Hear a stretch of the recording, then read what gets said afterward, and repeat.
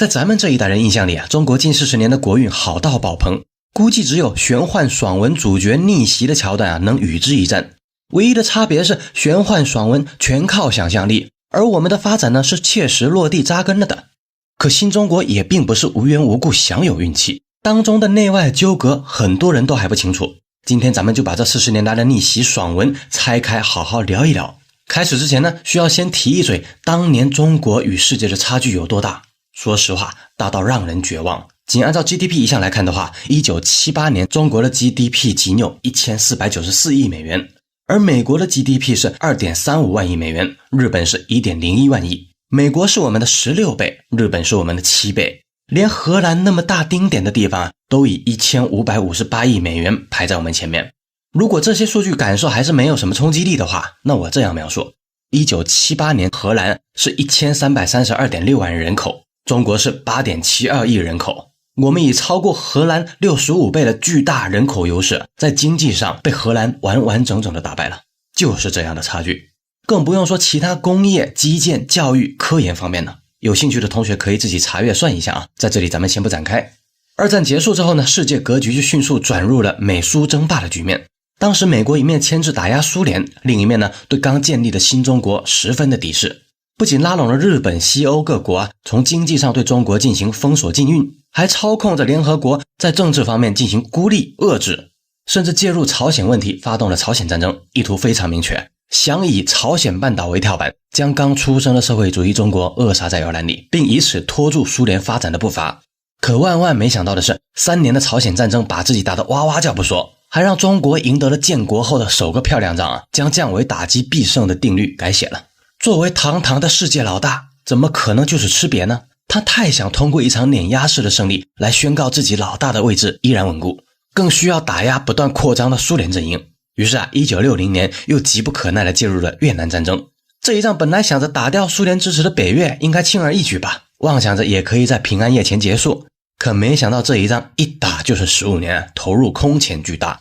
正是朝鲜加越南这2场战争啊，彻底拖住了美国称霸世界的脚步。1971年尼克松刚就任总统不久，美国已经面临内外交困的局面。在内部啊，战争积累起来的巨大消耗让美国债台高筑，严重滞胀，再加上超高的失业率，美国民众的信心已经被击垮了，不满的情绪都快溢到加勒比海了。老百姓不想打，天天游行示威。外部呢，为了维持战争的开支，美国偷摸的开足了印钞机，印了许多钞票，向全世界转嫁债务。这也是美国第一次通过美元霸权向全世界征收铸币税。当然其他国家也不傻，你个老六这么搞，那都别玩了呗。于是纷纷抛售美元，开着军舰呢，一船一船从美国往自己家拉回黄金。大量的黄金流失啊，直接导致美国后来宣布美元与黄金脱钩，单方面退出了布雷顿森林体系。美国的地位岌岌可危啊，苏联趁势抓住美国当下的颓势，开始和西欧几个国家勾勾搭搭，甚至提出了欧洲集体安全体系的设想，想要以此分化北约来继续削弱美国。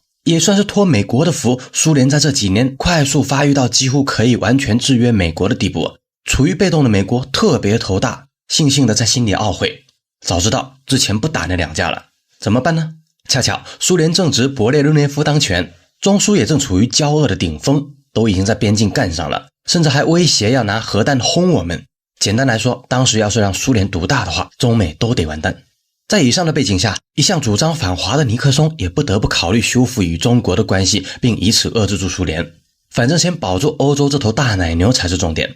虽然那些年中国很是贫困，但有些成就已经举世瞩目了，比如在朝鲜一战成名，原子弹氢弹试验成功，导弹卫星火箭也有了突破性的进展。虽然影响力无法和美苏相比吧，但已经非常大了。中国这边呢，自家大门都快被苏联卸掉了，也理所应当要从外部找到能够制衡苏联的力量来保护自己。现在回看，一切都是那么顺理成章。具体怎么做呢？拉拢中国到底行不行呢？尼克松心里也很忐忑，于是找来了基辛格，商讨着如何在美苏欧日控制的世界格局中呢，插入中国的力量，以牵制苏联，弱化欧日。后来的事情我们也知道了，1971年我们先是破天荒与美国进行乒乓外交，同年基辛格秘密访华。当然这2次中美联谊都是为了试探中国的态度，毕竟是第一次示好嘛，尼克松也不知道会不会挨巴掌。不过中国方面一向以友好态度示人，当下呢也有合作的需求，自然没什么问题。但美国既然要精诚合作的话，也得拿出点诚意来吧。于是在基辛格访华的3个月之后，1971年10月25日联合国大会上，中国顺利恢复了联合国的合法席位。虽然美国当时投的是反对票，但明眼人一看，美国并没有给出决定性的反对，那就属于同意了。再次点也算是半推半就吧。很多人就会问了，为什么还要投反对票呢？我只能说，毕竟是暧昧期嘛，做很多事情还是要避嫌点好。这样在中国恢复合法席位之后，尼克松也能在第2年大大方方地进行访华，洽谈牵制苏联的事情。随着中美两国一步一步和谈，也使冷战的形势发生了根本性的变化。中美关系日益密切，苏联被迫放弃对中国动武的想法。中国呢，也正是在2个超级大国掌控的世界格局下站稳了脚跟。剑拔弩张的中苏中美关系顷刻间烟消云散。那为何尼克松访华，中美没有在当年正式建交，而是等到1978年才正式建交呢？这里面就涉及到了一个特殊时期，咱在这里不方便多讲。当然这个时期还有很多其他的几个原因啊。第一个呢，是尼克松访华结束后不久呢，就牵涉上了水门事件这个丑闻，导致他在2年后宣布辞职。第二是1973年中东石油危机引发了1970年的经济危机，美国方面自顾不暇，更顾不上建交的事情了。但毋庸置疑，中美关系缓和确实是爆炸性的新闻，日本当场就慌了，大哥都跟中国好上了，那我这个跟在后面捡饭吃的怎么办？于是田中角荣在6个月之后也跟上了尼克松的脚步，对中国进行了访问。也就是在当年，我们放弃了日本本该支付的500多亿美元的战争赔款。我知道这件事情让很多国人都愤愤不平，凭什么？那么软弱的吗？这可是我们当年1半的 GDP 啊，说不要就不要了吗？但伟人就是伟人啊，这个决定在当年无疑是最明智的。在后面的节目当中我会说到，这2次美日的访问呢，为中国和美日建交打下了坚实的基础，更是为后来的中国经济腾飞铺平了第一段道路。中国的腾飞就差临门一脚了。1978年的重大事件其实有2个，第一个呢，大家都知道，就是确立了改革开放。第二个知道的就比较少了，是跟美方洽谈建交的细节和正式的建交时间。这一年对于我们来说呢，不仅仅是经济腾飞的元年更是在美苏争霸夹缝当中呢，第一次站住了脚。这2个重大事件都为后来狂飙40年的国运做好了铺垫。但站住脚和站稳脚是有本质上的区别的。单单从经济上来说呢，当时的我们根本就不够看。1978年的中国 GDP 仅是1495亿美元，而美国呢，当时是 2.35 万亿美元，是我们的整整16倍。日本呢是 1.01 万亿，是我们的7倍。苏联是9016亿，是我们的6倍。如果再算上人均的话，更是少到我都不忍心算了有兴趣的朋友们可以自己算一下，打在评论区。当然经济基础都不够看，更别谈尤其需要超能力来加持的军事、科研和金融了。所以这个时候的我们还是很羸弱，想要彻底的站稳脚跟，只能拼命的搞工业、搞生产、搞贸易、搞经济发展。要发展呢，就得有跳板，而美国恰恰就是那个时候为数不多且最好的一块跳板。为什么是最好的一块呢？前面的一个视频已经提到过了大家没看过的小伙伴可以去看一下。1978年中美就建交的事情呢正式谈判。12月4号聊完所有的细节之后，双方对后续的合作事宜心里都有数了。于是呢，在12月18号马上启动了11届三中全会，就是改革开放加中美正式建交，双管齐下。接下来的10年呢，是中美之间良好合作的10年。历史课本当中称这段时间为短暂的蜜月期，而我呢更愿意称之为中国国运狂飙的铺垫期。也有说法是1972年到1989年才是中美的蜜月期，但其实更贴切的事实是1972年到78年呢是破冰暧昧期，1979年到1989才是正式的蜜月期。在这里咱们不深究啊。那既然是合作的话，就必须要有利益上的往来，进行合作关系的运营和维护，对吧？我们当时送给美国的第一个礼物呢，就是1979年对越自卫反击战，把苏联当时头号小弟越南打得哇哇叫。不过这也是越南活该啊。这不仅仅是一次表明立场的量权行动，更是耗尽了苏联的天量资源拖慢了苏联与美国争霸的步伐。第二个礼物呢，就是打开了国门，让美国、日本、西欧的工农业产品呢进入中国，为他们提供了一个10亿人口的巨大倾销市场。当然美国和他带领的西方的几个小弟呢，也给了我们丰厚的回报。一个是与中国签订了最惠国待遇的贸易协定，放宽了贸易管制，让中国在进出口贸易方面享受到一定的优惠。第二呢，是他们支持并引导本土的企业呢对华进行贸易和投资。简单的来说，就是我中国这边的人力、物力、财力向你们的商品开放了，只要在之前协商范围内的，通通可以在我的境内展开交易。当然啊，你们也得拿出诚意来，以前对我的进出口限制需要解开了，更得让你们自家有钱有势的企业来我这边投资办厂，土地和工人我们这边都有现成的，这样呢，你们自己的生产成本不仅可以降低，也可以帮助我进行工业体系的革新。于是啊，在美国的牵头作用下，日本、德国、法国也加入了投资援助中国的队伍。这期间呢，最活跃的就是日本了，10年间累计向我们贷款8009亿日元，援建了遍及交通、能源、医疗、教育等项目22个。当然在这里并不是要美化日本的意思啊。当时呢，各国都处在发展相对艰难的瓶颈期啊。日本由于经济增速太快了，经济体量直逼美国的 60% 啊，被美国以各种贸易政策疯狂打压。才刚开放的中国市场呢，解决了日本工业品的燃眉之急。很多朋友应该都印象深刻啊，日本品牌的商品像松下、三菱、日立、丰田、本田等等啊，都是在那个时候不知不觉开始进入我们的生活。还有那些所谓的中日友好医院，都是在那个历史时期盖起来的。上一期节目提到了，我们放弃了对日的500多亿战争赔款，很多人愤愤不平啊，其实就是为了这10年以及后续的日资进入，协助我们经济发展做铺垫。那为何是日本不是法国、德国呢？因为日本不论是地理位置、工业体系、经济发展进程等方面都有天然的优势。身处于那种境地下，即便以前有什么深仇大恨，但为了当下能让大家过好日子，真的没办法，实在太穷了。1989年，中国的 GDP 是3478亿，美国是 5.64 万亿，日本是 3.05 万亿，苏联是7000亿。美国是我们的16倍，日本是我们 8.7 倍，苏联是我们的2倍。虽然这个时候跟美国、日本的差距呢没有太大的变化，甚至还又被拉开了一点点，但是不要着急，10年的试水啊，我们的经济已经开始流动循环，大量的外汇储备源源不断的进入我们的口袋。长三角、珠三角经济圈出现端倪，我们的基建设施、铁路、高速公路、海港、机场、能源设施、工业体系、教育体系都蓄势待发，新的格局正在诞生，新的磨难和机遇也正在成型。转眼到了1989年，老布什和戈尔巴乔夫呢决定在马耳他举行会议。这一次会议啊，是冷战结束的标志性事件。这个时候的苏联呢，国力衰弱严重已经是事实了，苏联屈服了。这一次的会议呢，结束不到1年呢，东欧的社会主义阵营相继的崩溃，苏联的崩溃呢已成定局。跟苏联斗了70年，美国身心俱疲，他绝对不会允许再次有一个可以威胁自己地位的国家出现。而接下来呢，唯一在国土、经济、军事、人口、工业上有潜力，并且体制也不同的，那就只剩中国了。虽然跟中国还在友好的合作期，但国家之间只谈利益。当下很明显呢，苏联即将完蛋了。如果再击垮中国，让2个社会主义阵营相继都倒下的话，那对于美国来说那就是双喜临门。于是在美国的带领下，西方国家立刻改变了对华的政策，煽动舆论对中国进行了抹黑，并抛出了一系列制裁计划。10年的中美蜜月期宣告结束。正当美国为首的7国阵营准备火力全开对付中国的时候，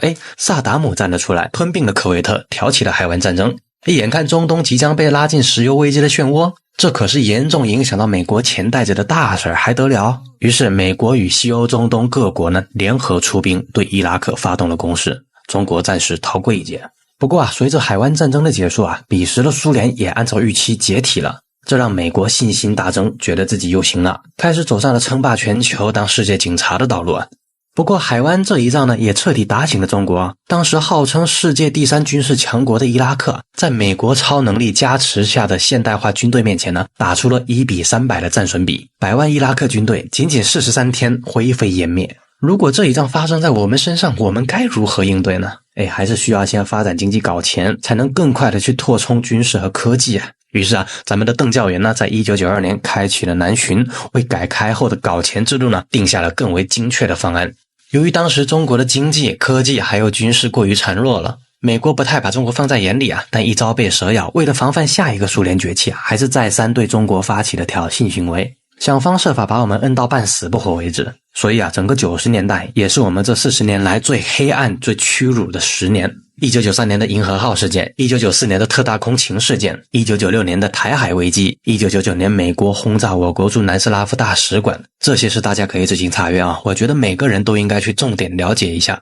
有更大的兴趣可以给我留言，人多的话下回写一期。以上桩桩件件啊，愤恨、屈辱、无力，还有源源不断的危机感，时刻萦绕在当时每个中国人的头上。但是我们又能如何呢？迫于局势和自身的力量，只能选择一次次的忍耐。当然，隐忍终归是有回报的。我国换来了10年最宝贵的发展时间啊！在这期间，我们不仅追求经济总量的增长，更加快了产业结构的升级，扩大了对外的开放。当时影响最大的应该就是进一步扩大鼓励民营企业的发展啊！大家应该都还有印象，就是在这个时期，很多体制内的人纷纷下海创业。我们现在看到的停职留薪的那些案例呢，大多都出现在那几年，目的就是鼓励那些受过良好教育、思维超前、眼界较为开阔的年轻人呢，去打头阵试水。你放心去干吧，实在不行，失败了，你再回来上班，保你旱涝不愁。正是有这样的保障啊，一大批年轻人才能无后顾之忧，专心去将咱们中国的经济搅拌到沸腾。浩浩荡荡的下海潮和几亿人波澜壮阔的打工潮，也促使长三角、珠三角、东南沿海等经济区正式形成。反正就一句话，搞钱修路，安内攘外。到了1999年，中国 GDP 突破了1万亿美元大关，达到了 1.09 万亿。美国呢 9.63 万亿，日本是 4.64 万亿。美国是我们的 8.8 倍，日本是我们的 4.2 倍。苏联被扬了，就不拿出来对比了啊。中国的经济体量啊，在10年内增长了3倍多，与美国的差距正在快速缩小，一跃成为了世界第7。当然如此快的经济增长呢，也引起了美国的重视。2001年小布什上台之后呢，就公开宣称中国是美国的竞争对手，并加大了对台湾的军售力度。在他上台3个月后呢，中美就爆发了南海撞击事件，我方飞机坠落海面，飞行员王伟也是在这个事件中壮烈牺牲。这时中美关系跌入冰点，美国对华政策再次朝着遏制的方向转变。南海撞击事件之后呢，美国将战略重心向中国转移。可以说啊，要是小布什的政策往下再持续几年的话，以当时鼎盛时期的美国国力呢，中国可能连反抗都没有太大的意义。直到今天还能看到一些人，他们谈论起近20年来的中国经济，都会牵扯到911事件。大体的思路千篇一律，就是所谓美国被拉登为首的恐怖分子袭击，无法顾及对付中国。为了能够集中精力去反恐呢，防止中国在背后插刀，于是让中国加入世贸去专心搞钱，所以才有了近20年来我们高速发展的经济。搞得好像没有拉登出来搞事情，没有美国的施舍，我们好像就发展不了，马上就会垮一样。这种观点有2个致命的错误。第一呢，中国加入世贸是在1999年的11月，中美双方在北京进行了长达36个小时的最终谈判，如愿签署了加入世贸的协议。这件事情是在克林顿时代就敲定了的，只等2001年世贸会议上宣布，所以跟911基本扯不到什么关系。第二，美国调整对华的政策，最大的原因是2000年的互联网股市泡沫破裂，引发了经济危机，当年的纳斯达克差点就跌没了。电信相关的股票市值蒸发了 3.8 万亿美元，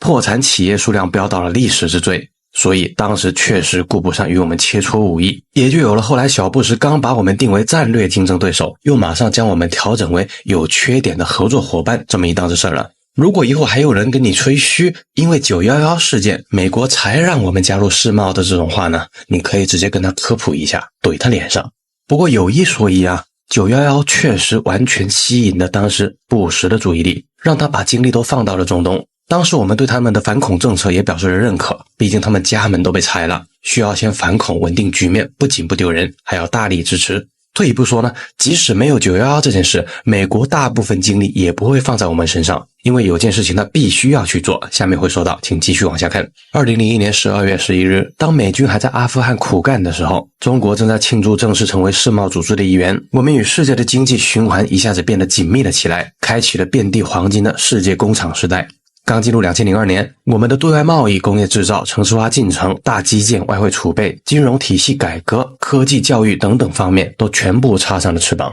而美国这边呢，全力打击阿富汗，耗掉了天量的财富，但这场战争也让小布什获得了极高的支持率，为他的连任埋下了伏笔。2002年塔利班被推翻以后，美军在阿富汗开启了裹脚布般又臭又长的维稳时代。按理来说应该先清剿完敌军残余，或者将拉登扬了之后呢，再做下一步的打算。可刚进入2003年，美国就急吼吼地拿出了1小瓶洗衣粉当做理由，绕开了联合国，直接给伊拉克送去了人道主义超度。很多人当时不明白啊，刚经历了经济危机、恐袭，又花大价钱扬了阿富汗，再打仗的话，除了让军火商赚得盆钵满之外，国力消耗只能更大。为什么要这么着急去干伊拉克呢？难道美国人也讲究一鼓作气的兵法吗？其实打伊拉克这件事情一早就确认了。在911之前的2000年11月，伊拉克跳出来宣布抛弃美元，改用欧元来结算石油。这么一搞，中东几个富得流油的产油国呢，纷纷跟进。美国人还没走出失去金本位之上又面临失去油本位的风险，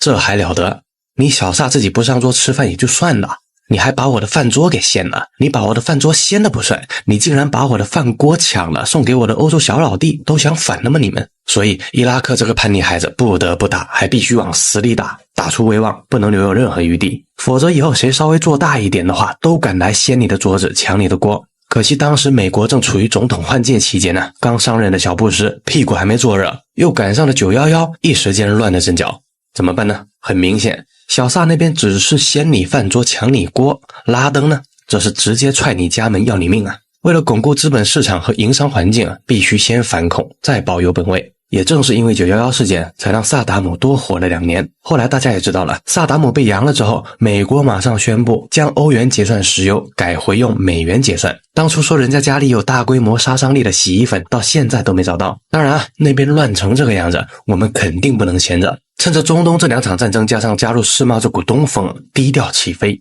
短短5年时间，2006年我们就成为了世界上最大的电视、冰箱和手机等消费电子产品的生产国。大城市和沿海地区的基础设施建设快速发展，新的商业中心和住宅区不断涌现，外汇储备迅速超过1万亿美元，大力促进金融体系改革，更多外资银行涌入中国市场，吸引了大量的外商直接投资。教育体系的一系列改革呢，也为后来储备了大量的科技人才。5年来 GDP 平均增速超过了 10%， 2006年这一年呢，更是增长到了恐怖的 14%， 总规模达到了 2.75 万亿，相比起2001年的 1.34 万亿已经翻了整整1倍。虽然官方数据是这样写的，但我个人觉得肯定不止。因为第一次经历这么高速的经济发展呢，10几亿人口，几百万产业，说要梳理得很清楚呢，那基本是不可能的。相较以前的统计，也肯定是要丢失很多数据的，实在发展得太快了。我们的势头让美国寝食难安，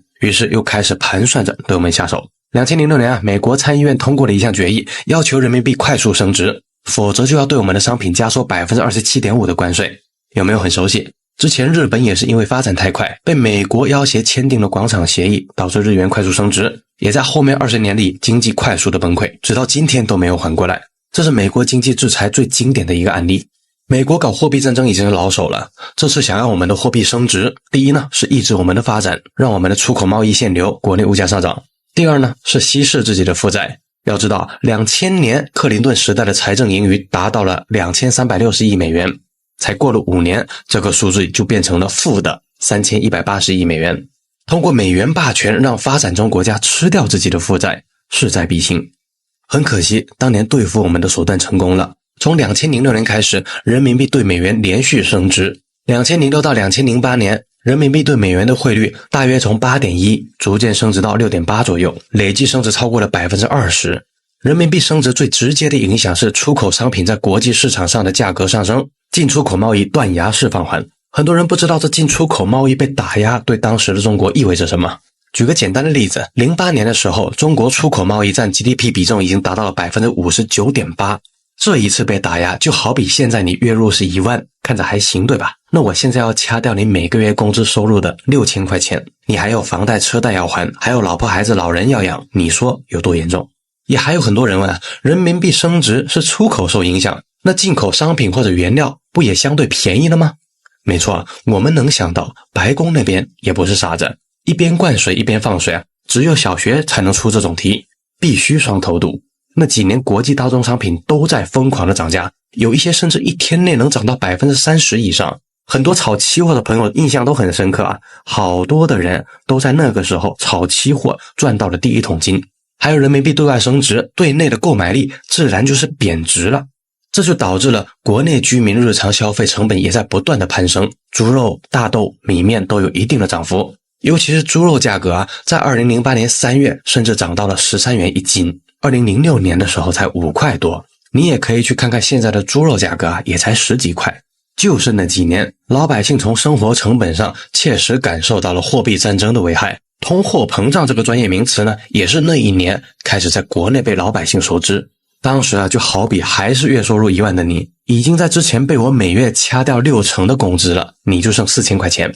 现在还要让你每个月再多花1000多块钱的固定生活成本。就这种情形下，我们虽然体量大、纵深大，不至于像日本那样迅速暴雷，但只要再持续几年的话，20多年来的发展成果啊被夺取，也基本上是板上钉钉了。不过就在这时，难以置信的事情发生了。2008年，美国雷曼兄弟率先破产，站出来宣布了经济危机的到来。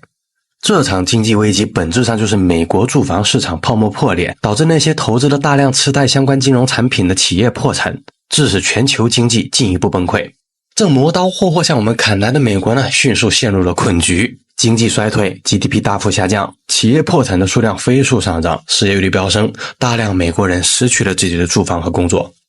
就是在这样的时间节点啊，大宗商品价格开始下滑，我们的进出口恢复了，危机解除了。很多人都还记得2008年不仅仅有8月份的北京奥运会啊，还有11月推出的一揽子救市计划。后来很多人把这个措施简单的称之为我们所熟知的4万亿救市计划。2008年这场金融危机的影响呢，在美国持续了数年啊，尽管经济衰退在2009年就结束了，但美国的失业率一直高走，直到2011年才好转。而我们又在这个时候获得了5年难得的发展窗口期。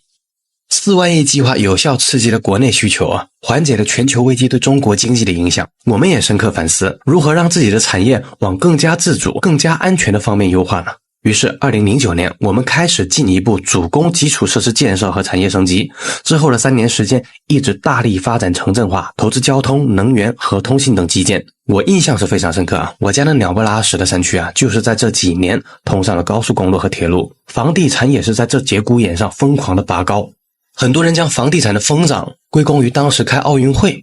其实是片面的，奥运会没有那么大能量的。当然啊，基建、房地产大发展也促进了制造业稳步提升，更是让新兴服务业，比如金融服务啊、电子商务和信息科技服务也快速发展。尽管全球金融危机影响了国际贸易，也影响到了中国经济，但那5年里，我们依然保持了 8% 到 10% 的 GDP 增长。我们的经济结构也是这时候开始变得更加健康，进出口的 GDP 占比从 60% 降到了 50% 以下。这里注意啊，不是降低了，而是占比减少了。2011年，我们的 GDP 是 7.55 万亿美元，美国是 15.6 万亿，日本是 6.23 万亿。美国是我们的2倍，我们也正式超过日本，成为世界第2大经济体。我知道这时候有很多人跳出来抬杠了，说咱们人口那么多，你得算人均啊，人均不够看啊，等等啊，这种话啊，别急，一口吞不下一只大象的。同年啊，刚上任3年的奥巴马眼看压不住中国发展的势头了，在 APEC 会议上呢，提出了重返亚太战略。这个战略的主要内容就是经济上发展压不住你了，那我就饶了你周边的邻居关系，让你顾不上去发展经济。可以想象啊，这一条计策是有多狠毒啊！就这样啊，从2012年开始，我们周边的局势几乎就没有安稳过。大家回想一下，2012年与菲律宾在黄岩岛对峙事件，还是2012年钓鱼岛争端，2013年与菲律宾南海仲裁，2014年与越南南海争端，2015年藏南那边的一些问题啊，等等等等，还有不方便多说的那些事情太多了，这无一不是对我们的侵犯和屡次的挑战。不过在我们坚决反击和外交人员的据理力争之下呢，这些侵犯我们主权的行动最终都没有能得逞。我们的外交团队也开始比以前要硬气，活跃了很多很多。2013年我们提出了一带一路战略，目的就是要对抗当前以美国为首的这个全球治理体系的不合理与不平衡之处。我们希望通过一带一路建设推动全球治理体系的变革，使之更加的公平合理有效。说白点就是以前是你老大，总是针对我，限制我，这样不公平。现在呢，我准备自己搞点事情做做，挑战一下你的规则。当然啊，奥巴马也很快想出了一条毒计，那就是推动 TPP 和 TTIP 2个协议。这2个协议简单来说就是完全架空世贸组织，拉上最重要的一些国家和经济体，组成自己的小圈子搞贸易，把中国排除在外。后来 TPP 呢在2015年达成，而 TTIP 在推进中时却遇到了困难。2015年，由于奥巴马任期即将结束，加上党派斗争严重， TTIP 被否决了。如果这两个协议都搞成的话，那一切还真都不好说。写到这里我麻了，后面的事情一个字来形容就够了，天命所归。2016年奥巴马任期结束，本来不出意外的话，同党派的希拉里应该是要接棒的，那他要是上位的话，肯定就接着往下继续使劲干了，使劲的使坏。可就在这时候，谁都没想到的事情发生了，特朗普跳了出来。赶紧动动你发财的小手，给他点个赞吧。特朗普是什么人？别的不说啊，就单跟小马的恩怨呢，都能够写一本书了。奥巴马曾经在公开场合不下3次调戏羞辱特朗普，这就导致了两个人关系不言而喻啊。按照特朗普的性格，凡是奥巴马支持的，那我就反对；凡是奥巴马反对的，我打断肋骨也要支持。就这样，奥巴马主张的2大协议，其中的这个 TTIP 呢，直接被特朗普丢进了马桶。当然啊，对付中国是基本路线不能动摇，懂王自然懂这个道理。但是当前的中国你已经压不住了。2017年萨德入韩，我们限制了韩流与相关贸易往来啊，这使韩国的经济、贸易、娱乐、资本都受到了一定程度的影响。2018年美方发起了贸易战，我们也采取了一系列措施来反击美国的关税措施。同时我们也在加大宏观经济调控力度啊，推动经济结构调整，加强了对高科技和服务业的支持啊。这里可以去看一下华为这些年被制裁和崛起事件，又是爽文一部，先不展开说了。还有加强了与欧盟、东盟、非洲和拉美等其他贸易伙伴的经济合作啊，以减少对美国市场的依赖。正当贸易战打得如火如荼之时，2020年黑天鹅事件降临，口罩来了。大家应该都还记得初期西方是怎么抹黑我们的吧？把所有的脏水都泼到我们身上不说，还一个劲的冷嘲热讽。可是最后呢，我们不仅在3个月内控制住了局面，还让曾经的8国联军呢乖乖的坐在电脑前听我们给他们上网课。而当各国都手足无措的时候，我们却按部就班开始了复工复产。3年时间，我们的出口额反增了1万亿。而美国这边呢，不但经济遭受了打击，负债也从22万亿增长到了35万亿。写的有点长了，后面发生的事情还都很新鲜，大家也都很熟悉，美股熔断啊、俄乌啊、巴以啊等等，怕发不出来，所以就先写到这了。继小米被罚没48亿之后印度又给中国企业整幺蛾子了，给我们的几个企业下了最后的通牒。第一，要求 OPPO、vivo 和小米等几个在印的手机企业呢，必须聘用印度人出任当地公司的核心管理层。第二，这几个品牌需要用印度分销商取代中国分销商。第三，要求几个公司把产业链搬到印度，以后的生产呢，必须找印度本地的代工厂。意思很简单，就是我们中国自己的企业、自己的产品，以后就不能自己人来管理了，也不能自己人来经营销售，更不能自己人去生产，全部要由印度人说了算。最致命的是第3条，把产业全部搬到印度，这无疑就是将核心技术全部打包送给你。这3个要求跟抢劫的区别就是，他提前通知你要抢你了。印度这个国家秀脑子的下限在哪呢？可能真没有人知道。首先大家肯定很费解，这帮企业都有病吗？就印度这种国家信用，你们还往里跑，都赶着给他送人头，是贱吗？当然这几家企业做那么大，咱们能想明白的，他们更不用说了。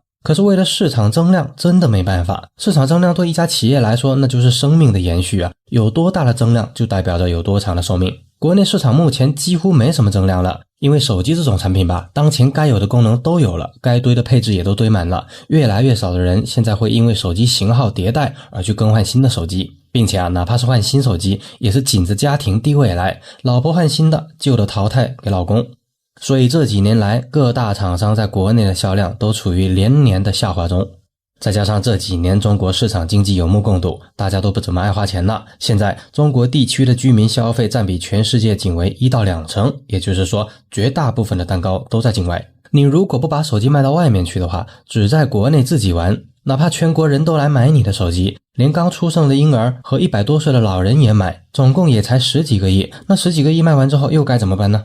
我在前面的一篇关于电动车的文章也说过，中国电动车不可能只自己玩，一定要走出去，是一个道理。你以为国内10几亿的市场已经很大了，但跟外面比起来那就是毛毛雨。你不出去，那只能是把市场拱手让给欧美日韩，看着他们越做越大，最后呢来围剿我们。所以想做大，想长久活下去，必须得走出去，去抢占外面的8成市场。外面的市场体量主要是集中在欧洲、美国、日韩、东南亚、印度这几个地方的人口加起来有30多亿了，这也就是韩国的三星手机即便脱离了我们中国市场，还照样是世界手机销量霸主的原因所在。而这30多亿的人口里，印度就占了快一半，并且现在全球都有个共识，就是印度人虽然脑子很多都不太正常，但这并不妨碍他们成为下一个超级市场。而且印度发展确实是很快，能买得起高端手机的人也是越来越多。第一呢，是归功于它一开始的经济下限确实太低了，发展空间大。第二，是印度人跟我们不一样，虽然是人口大国，也没啥钱，但是他们很敢花钱，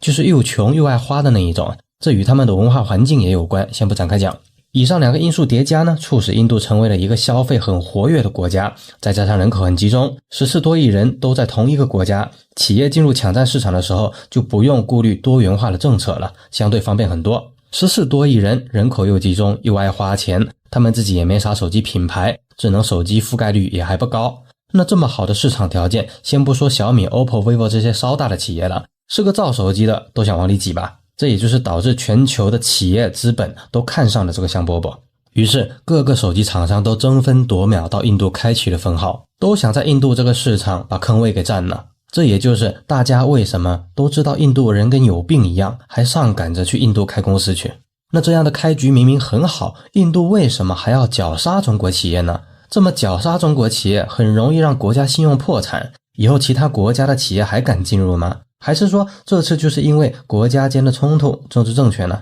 别急，我们一个个来说。印度始终渴望成为一个大国，从而替代中国。这不仅仅是人口总量上的大，更包括替代中国成为全球制造业中心的梦想。这体现在莫迪老先上任不足半年就宣布了在印度制造战略。还有这些年印度大大小小的官员和企业也没少来中国取经，慢慢的中国以前在很多方面弯道超车的方式被印度学了过去，其中最重要的就是以市场换技术，还有以市场换国外先进管理经验的策略。简而言之，就是你几大手机厂商想要在印度销售手机的话，那就必须在印度开公司建工厂，给他们提供就业岗位的同时，他们也能学习到你整个企业整个产业链究竟是怎么运转的。俗话说教会徒弟饿死师傅，但很可惜他们的学习成果未如预期，不足的基建物流、劳动力的技能、营商环境等方面欠缺极大，限制着印度制造业的发展。这里主要归功于他们的文盲率还是很高，每5个劳动力就有1个文盲，更别说一些技术稍高一点的制造业了，当前的印度人根本无法胜任。这里最好的例子就是苹果生产线进入印度之后，各种零部件不达标等等。很显然，印度并没有将我们制造业的这一套学会，所以将中国企业在印度的产业链夺走，让印度人架空在印的中国企业，就成了印度最后的路。当然也有可能一开始他就想让中国企业有来无回，并且只针对中国企业，因为这恰恰是西方致力于去中国化和打压中国崛起的关键环节。简单来说，这就是一场合谋，先骗取中企的信任，待资金、人员、设备、技术、产业链、渠道等资源进入之后，再进行充分的绞杀。试想一下 OPPO、vivo、小米这些企业真的被盘剥成功的话，那么印度就直接获得了从就业岗位、供应链、加工制造、人才培养体系、企业管理体系，还有最后的销售、售后等一套非常成熟的产业链。那我们的企业辛苦建立起来的所有，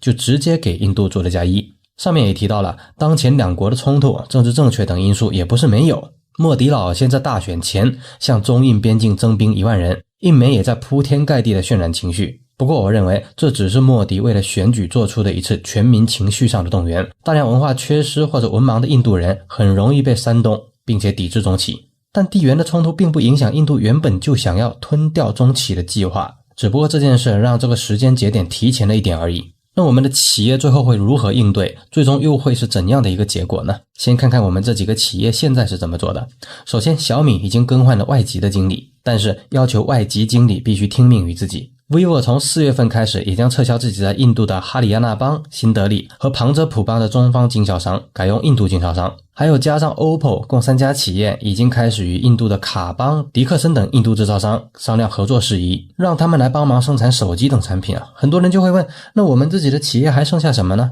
那就只剩下个品牌呗。其实也不用奇怪因为这几个企业说实话没有多少核心技术，只能正面被盘剥。再比如像 OPPO、vivo 这2个企业，由于境外混合的股权架构问题也只能听命于资本，被资本控制。他们在印度没落几乎就成了定局。这也是很早之前很多中国企业优先去走冒功绩这条路埋下的祸根。这下清楚为什么自己拥有核心技术有多么重要了吧？换成华为看看，完全自主的操作系统芯片、指令集等等，印度想要盘剥都不知道从哪下手，因为它根本就接不住。我的看法呢，是按照印度现在一贯的德行加中印关系，大概率这些企业在印度的日子只能按天计算呢，利润可以让人失去初心呢。如果这些企业为了在印度生存下去的话，为了印度呢14亿质量并不高的市场，一味的接受盘剥，最后面临的只是变本加厉，完全失去自己，而把更大的市场留给欧美日韩。最后总结一下，很多企业明知道印度那么坑，还上赶着去印度开公司办厂，是因为中企需要新的市场增量，为了长久的活下去。而印度算是一个较为不错的增量市场，所以我们能看到，哪怕被坑，他们也要去印度。而印度老干断自己后路这个事情呢，是本着他们想替代中国成为一个制造业大国，而学艺未精，只能动手抢。当然也很有可能是一场与西方合谋的杀猪盘，先骗取中企的信任，待资源全部进入之后，再进行盘剥绞杀。而当前这几家中企的应对方式捉襟见肘，由于核心技术和话语权的缺失，最后可能很难逃出被盘剥的命运。但若是这些企业强硬一些，或许最后还有一点生还的机会。